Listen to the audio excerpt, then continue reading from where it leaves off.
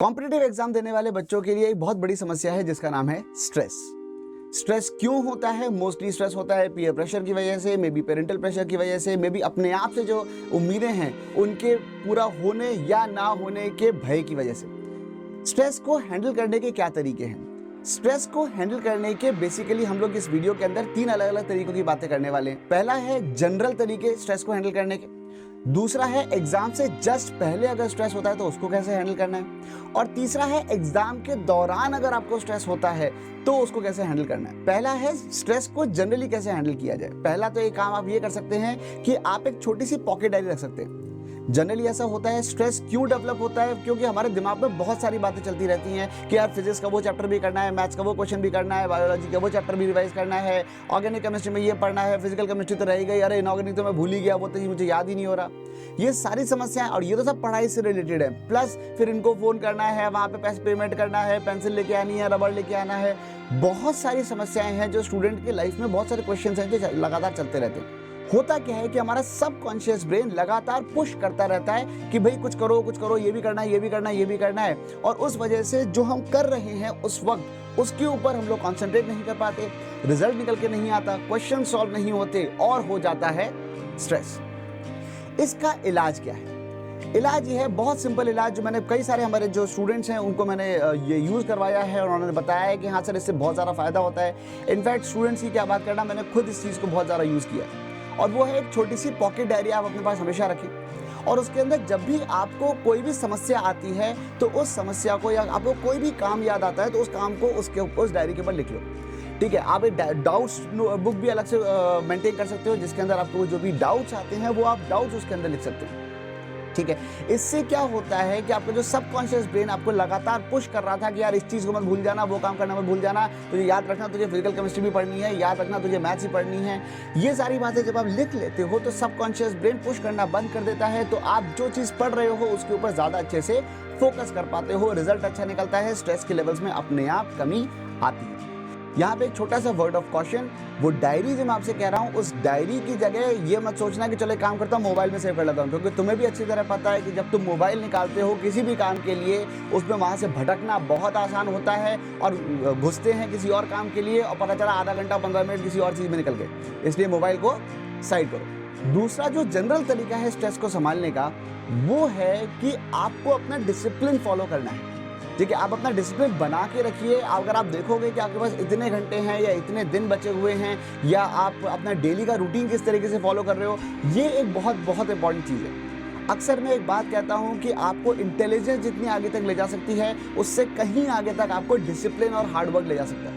तो अगर आप अपना डिसिप्लिन मेंटेन रखते हैं, पूरे दिन का अपना टाइम टेबल मेंटेन करते हैं, टाइम टेबल बनाते टाइम इस बात का ध्यान रखें कि आप एक रिलैक्स टाइम टेबल बनाएं, एक कंफर्टेबल टाइम टेबल बनाएं। अगर आप टाइम टेबल कुछ इस तरीके का बना लोगे कि मैं तो दिन में 15 घंटे पढ़ने वाला हूँ, या 12 घंटे या 20 घंटे पढ़ने वाला हूँ, जो भी कुछ आपको लगता है, तो उस केस में होगा ये कि मोस्ट प्रोबेबली आप पहले दिन भी उसे फॉलो नहीं कर पाओगे, दूसरे दिन भी फॉलो नहीं कर पाओगे, तीसरे दिन वो टाइम टेबल कचरे के डब्बे में पड़ा होगा। तो अगर आप चाहते हो कि आप अपना स्ट्रेस कम करें, अगर आप चाहते हैं कि अपना डिसिप्लिन फॉलो करें, तो टाइम टेबल इस तरीके से बनाएं कि आप अपना 110% दे पाएँ। 200% देने की कोशिश ना करें, 110% भी अगर आप लगातार देते हो, 100% भी लगातार देते हो, तो भी आपके लिए काफ़ी है। तो अपना टाइम टेबल ज़रूर बनाएं और उसको फॉलो करें। ये तो हुए स्ट्रेस को हैंडल करने के जनरल तरीके। अब मैं आता हूँ उस स्ट्रेस के ऊपर जो एग्जाम से कुछ दिनों पहले बच्चों को होता है। इस स्ट्रेस को ठीक करने का तरीका क्या है? पहली बात तो ये स्ट्रेस होता क्यों है? ये स्ट्रेस इसलिए होता है, कई बार बच्चों को ऐसा लगता है कि एग्जाम से कुछ दिनों पहले कि ना मुझे कोई फॉर्मूले याद आ रहे हैं, ना मुझे कोई कंसेप्ट याद आ रहे हैं, और ऐसा लग रहा है कि जैसे मैंने कुछ पढ़ा ही नहीं है और मैं बिल्कुल भी प्रिपेयर नहीं हूँ। तो अगर आपको इस चीज़ को ठीक करना है तो उसका एक बहुत सिंपल हैक है।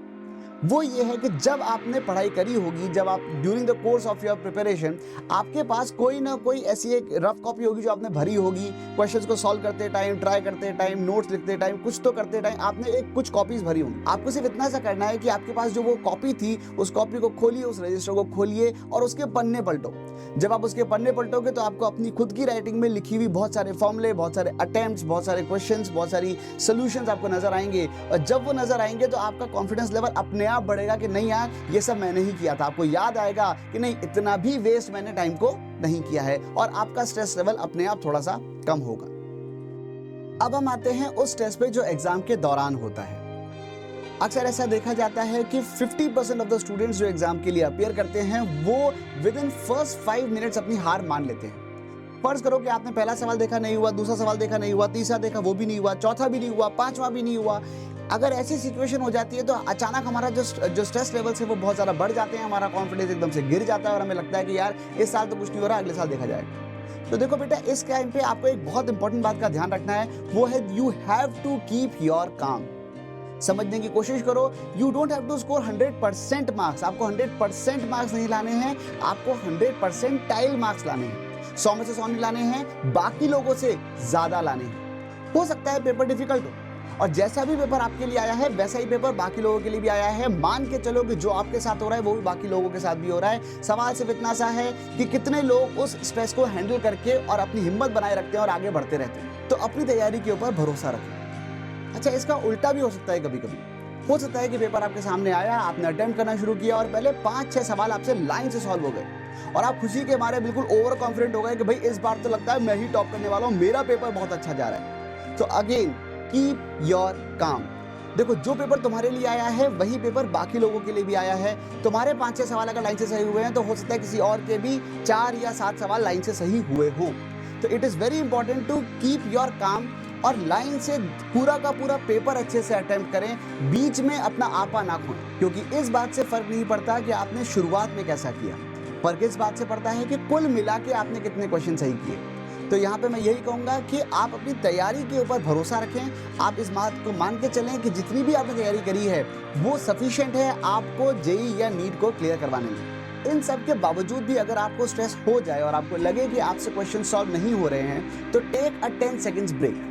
अपने दोनों पैर जमीन पे फर्म रखिए, दोनों हाथों को टेबल पे फर्म रखिए और 3 बार लंबी लंबी सांसें लें, आंखें बंद करके। ये एक छोटा सा मेडिटेशन है जिससे आप अपना फोकस दोबारा पा सकते हैं। आप ऐसा पाएंगे कि जैसे ही आप अपनी आंख खोलेंगे और उसके बाद दोबारा क्वेश्चन अटेम्प्ट करना शुरू करेंगे तो you will feel like as if you are starting afresh. ये मान के चलिए कि वो जो एक पल है वो आपके आने वाले जीवन का पहला पल है। तो सवाल ये है कि जो गलतियां आप ऑलरेडी कर चुके हो या जो आपने टाइम वेस्ट कर दिया है उसके भार को लेके आगे बढ़ना चाहते हो, या फिर जो भी अवेलेबल रिसोर्सेज हैं, जो बचा हुआ टाइम है, इंटेलिजेंस है, उसका बेस्ट पॉसिबल यूज आप करना चाहते हो। क्योंकि जब भी आप एग्जाम दे के बाहर निकले तो आपके मुंह पे एक शब्द नहीं आना चाहिए और वो शब्द है काश।